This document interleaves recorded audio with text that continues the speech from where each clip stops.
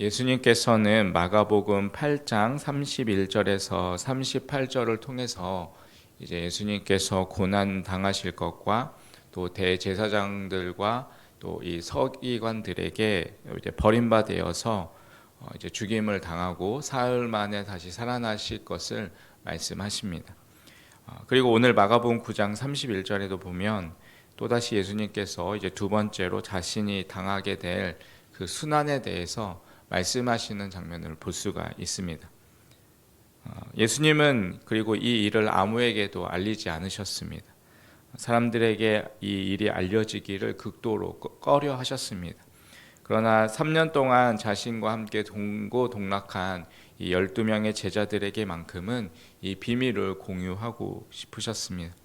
예수님은 이제 십자가를 지실 그러한 시간들이 가까이 다가올수록 12제자와의 그 시간을 좀 더 집중적으로 가지시면서 이 제자들에게 이제 내가 온 세상을 위해서 이제 자신이 겪으셔야 할 그러한 대속 사역을 가르쳐 주셨습니다.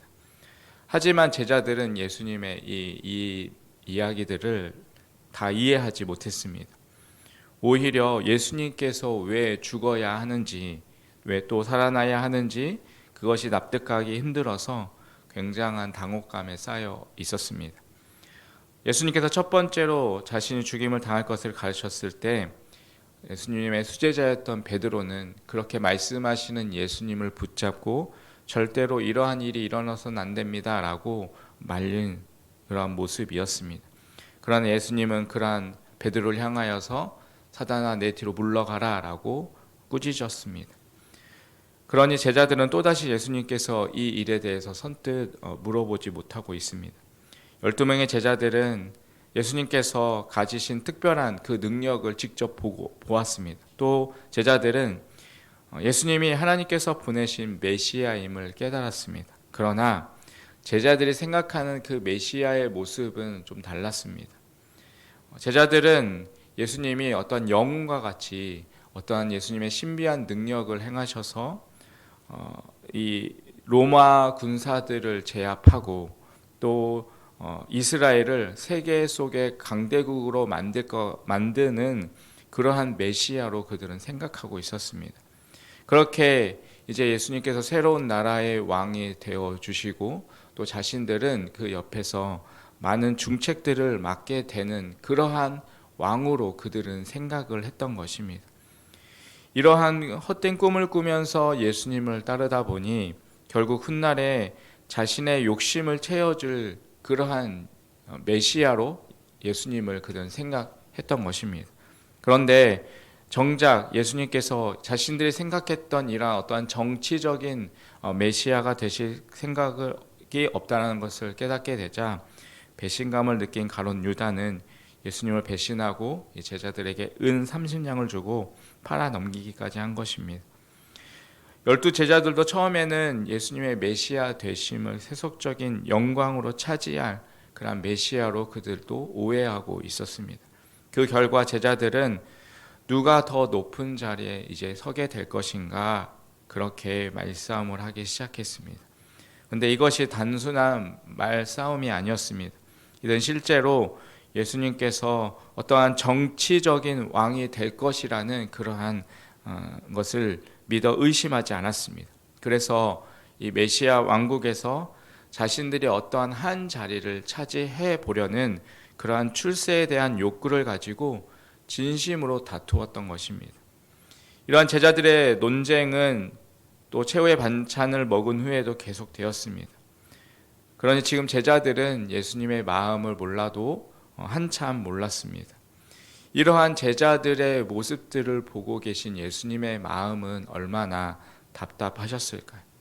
지난 3년간의 그 공생의 기간 동안 예수님께서는 열심히 제자 훈련을 하셨습니다. 그렇게 제자 훈련하는 것에 많은 시간을 보내셨습니다. 그런데 제자들의 이러한 모습들을 바라보면서 예수님은 그 제자들을 향한 실망감이 이만저만 아니셨을 것입니다. 지금 자신은 자신의 이 죽음에 대해서 지금 이야기를 하고 있는데 제자들은 그것에 대해서 전혀 신경도 안 쓰고 있습니다. 오히려 자기의 밥그릇만 챙기기에 급급한 그 제자들의 모습입니다. 그리고 누구의 밥그릇이 더 큰가 진심을 다해서 싸우고 있으니 지금 십자가를 앞두고 있는 예수님께서 보실 때는 이 제자들의 모습이 너무나도 안타까워 보이셨습니다.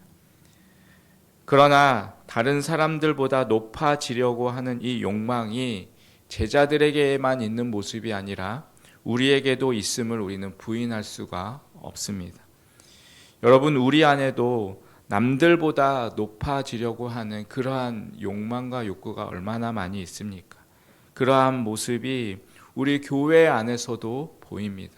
교회 안에서 누가 더 높은 자리에 높아지려고 하는가, 그렇게 서로 비교하는 그러한 모습들을 보게 됩니다. 이처럼 높아지려고 하는 우리 안에 죄악된 그러한 본성을 깨트리지 않고서는 우리는 예수님의 참된 제자가 될 수가 없습니다. 예수님을 본받기 위해서는, 우리가 예수님의 제자로서 참된 제자로서 살아가기 위해서는 우리 안에 높아지려고 하는 이 마음을 먼저 깨트려야 합니다. 예수님은 제자들을 한 자리에 모으셨습니다. 그리고 좀 전까지 누가 크냐라고 뜨겁지만 그렇게 정말 허무한 토론을 벌이고 있는 그러한 제자들에게 천국의 지혜를 가르치십니다. 35절의 말씀인데요. 마가복음 9장 35절의 말씀을 같이 한번 읽도록 하겠습니다. 같이 읽겠습니다. 시작. 예수께서 앉으자 12 제자를 불러 이르시되 누구든지 첫째가 되고자 하면 무사람의 끝이 되며 무사람을 섬기는 자가 되리라 하시고. 아멘. 예수님께서 세우시는 하나님의 나라는 세상적인 그런 원리와 다른 모습을 우리가 보게 됩니다. 다른 사람을 위해서 첫째가 되려고 발버둥 치는 사람은 더 낮아지게 됩니다. 하나님 나라에서는 높아지려고 하는 그 교만한 마음을 버려야 하는 것입니다.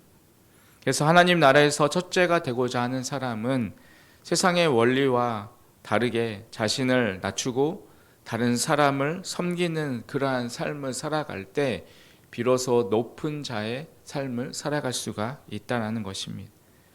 세상의 원리는 낮은 자가 되지 말고 첫째가 되라라고 가르치고 있습니다. 다른 사람을 밟아서 더 높은 자리에 올라가는 것이 세상의 이치고 세상의 원리입니다. 그러나 예수님은 첫째가 되려면 가장 낮은 자가 되어야 한다라고 말씀하고 있습니다. 어쩌면 우리가 세상을 살아가고 있는 이 세상의 논리와 예수님이 가르치시는 이 논리는 서로 다른 모습을 보게 됩니다. 예수님은 이제 제자들에게 눈에 보이는 효과적인 실물 교육을 해주십니다. 그러면서 제자들 앞에 어린 아이 하나를 세우십니다. 이 어린 아이는 나약합니다. 지혜도 완전하지 못하고 또 판단력도 그렇게 좋지 못합니다. 이 어린 아이는 누군가의 도움이 없이, 누군가를 의존하지 않고서는 살 수가 없는 그러한 연약한 존재입니다. 그런데 예수님께서는 이 어린아이를 안으시면서 이렇게 말씀하십니다. 우리 37절 말씀인데요. 30절 말씀 같이 읽겠습니다. 시작. 누구든지 내 이름으로 이런 어린아이 하나를 영접하면 곧 나를 영접함이요. 누구든지 나를 영접하면 나를 영접함이 아니요. 이를 영접함이니라. 아멘. 비록 눈앞에 보이는 것은 분명 작은 어린 아이지만 이 어린 아이를 대할 때 그냥 이 어린 아이가 나약하고 힘이 없는 그런 어린 아이로 생각하지 말고 그 안에 만왕의 왕이신 예수 그리스도를 기억하면서 마치 이 아이를 주님께서 보내신 그런 사자처럼 섬기라는 것입니다. 만일 우리가 이 어린 아이처럼 작은 자를 정말 주님께 대하듯이 그렇게 대하면 예수님은 그것을 곧 자신을 섬긴 것과 동등하게 여겨주시겠다라고 말씀을 하고 계십니다. 여기서 이 어린아이는 천대받는 존재를 말합니다. 그 시대의 어린아이는 인원수를 계수할 때 포함도 되지 않았습니다. 그렇게 낮고 연약한 존재를 예수님의 이름으로 섬기는 것, 그것이 바로 예수님을 섬기는 것이고 또한 하나님을 섬기는 것이다 라고 말씀하십니다. 예수님은 오늘 이 말씀을 통해서 제자들에게 너희가 세상적인 방법으로 큰 자가 되려고 노력하지 말고 도리어 그 가운데서 진정한 섬김의 도를 나타내며 살아갈 것을 가르치고 계십니다. 세상은 부와 권력이 있는 사람, 유명한 사람, 그러한 사람들과 친하게 지내고 그들을 섬김으로써 자신에게도 그 유익이 돌아오기를 원합니다. 그러나 그리스도인의 방식은 다릅니다. 상대방이 나의 친절과 환대에 아무런 보답을 할 수 없는 그러한 상태에 있는 연약한 존재라 할지라도 그들과 가까운 친구가 되어주고 그들을 섬길 줄 아는 그러한 모습이 되어야 한다라는 것입니다. 나에게 어떠한 이익을 위해서, 내가 무엇을 얻기 위해서 사람을 골라서 사귀는 것은 참된 그리스도인의 모습이 아닙니다. 오히려 상대방에게 내가 가진 것을 나누어 주고 상대방을 섬기기 위한 자세로 교제해야 하는 것이 그리스도인의 모습입니다. 예수님은 우리들을 향하여서 너희는 세상의 다이아몬드다라고 말씀하지 않으셨습니다. 주님은 우리를 향하여서 너희는 세상의 빛과 소금이다라고 말씀을 하셨습니다. 빛과 소금은 어둡고 썩어져가는 곳에 필요합니다. 예수님께서 자기보다 낮은 자들을 위해서 자신의 삶을 내어주고 그들을 찾아가서 위로하시고 그들을 치료하셨던 것처럼 우리들도 정말 우리의 도움이 필요한 자들에게 다가가서 그들을 낮은 자세로 섬기는 그러한 모습이 우리에게도 필요합니다. 섬기는 자가 더 큰 자임을 우리는 기억해야 합니다. 더 높아지려고 하는 우리의 욕망과 생각은 버리고 오직 예수님께서 가르쳐 주신 그 섬김의 삶을 살아갈 수 있는 우리의 삶이 되시기를 간절히 바라겠습니다. 그렇게 진정한 섬김의 자리로의 모습으로 살아갈 때 그 모습 속에서 하나님께서 우리의 삶을 높여주시는 그러한 축복을 누릴 수 있는 우리의 삶이 되시기를 간절히 주님의 이름으로 축원드리겠습니다. 기도하겠습니다. 하나님 아버지, 오늘도 우리에게 말씀을 주시고 또한 깨닫는 은혜를 허락하여 주심에 감사합니다. 우리 안에 있는 이 이기심을 뛰어넘어 진정으로 섬기는 자가 되게 하여 주시옵소서.